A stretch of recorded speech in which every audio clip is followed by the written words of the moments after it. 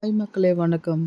நேத்திக்கு பொறுத்த வரைக்கும் நேத்திக்கு full and full Parvathy Kamarudeen சண்டை தாங்க போயிட்டு இருந்துச்சு. பார்வதி கமருதீன் எல்லார்கிட்டையும் சண்டை போட்டுட்டு இருந்தது தான் நேத்திக்கு போயிட்டு இருந்துச்சு. ஏன்னா அவங்களோட கேஸ் நேத்திக்கு வந்துருந்துச்சு. அந்த கேஸில் அவங்க தோத்துட்டாங்க, அந்த மாதிரி கொண்டு வந்துட்டாங்க. ஸோ அந்த இதெல்லாம் இருந்துச்சு.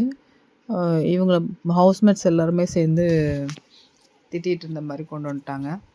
இவங்களால தான் அவங்களுக்கு முட்டை, பால் எல்லாமே போச்சு அப்படிங்கிற மாதிரி கொண்டு வந்திருந்தாங்க. ஸோ அதனால் அதில் கோவமாகிட்டாங்க. எஃப்ஜேவை போயிட்டு என் ஃபேமிலியை பற்றி பேசுகிறேன் அப்படின்னு சொல்லிட்டு எஃப்ஜே கிட்ட ஒரு சண்டை. அதுக்கப்புறம் பார்த்தா ஈவினிங் வந்து இவங்கள்ட்ட சண்டை, திவ்யா கிட்ட. ஒன்றும் கிடையாது. ரம்யா ஜெயில் போனதுக்கப்புறம் அங்கே அமித்தும் வினோத்தும் 2 பேரும் உட்காந்து பேசிகிட்டு இருந்தாங்க. அப்போது சாண்ட்ராவும் பார்வதியும் ரொம்ப நேரம் உள்ளே பேசிகிட்டு இருந்தாங்க. அதுக்கப்புறம் அங்கே வந்தாங்க.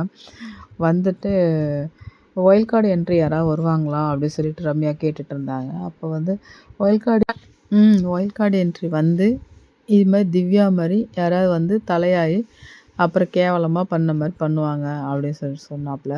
அதை வந்து பின்னால் வந்து திவ்யா கேட்டுட்டாங்க. திவ்யா கேட்டுட்டு என்ன கமருதீன் சொல்கிற, என்ன சொன்ன என்னை பற்றி அப்படின்னு சொல்லி கேட்டோடனே, ஆமாம் நீ தலையாகி இன்னைக்கு நல்லா கேவலமாக பண்ணல, அதை தான் சொல்லிகிட்ருக்க அப்படின்னு. நீ பண்ணினது தான் எல்லாமே கேவலம் அப்படின்னு சொல்லி சொன்ன உடனே பார்வதிக்கு அங்கேருந்து கோவம் வந்துச்சு. நம்ம என்ன கேவலமாக பண்ணோம் சொல்லு அப்படின்னு. ஆக்சுவலி இவங்க பேசுனது கமருதீன் பேசினாங்க. ஆனால் அவங்க அதில் ஜாயிண்ட் ஆகிட்டாங்க.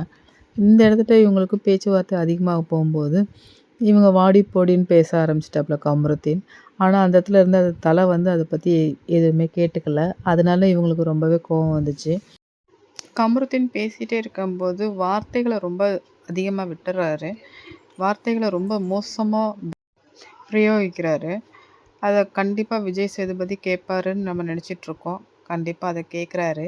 இன்றைக்கி ப்ரொமோ வந்திருக்கு. கண்டிப்பாக அதை கேட்குறாரு. அமித்துக்கிட்ட கேட்குறாரு. அதே மாதிரி சாண்ட்ரா கிட்ட கேட்குறாரு. சாண்ட்ரா இது மாதிரி பிரஜினுக்கு நடந்தால் என்ன பண்ணியிருப்பீங்க அப்படின்னு சொல்லி கேட்குறாரு. அதே மாதிரி வினோத் கிட்டையும் கேட்குறாரு.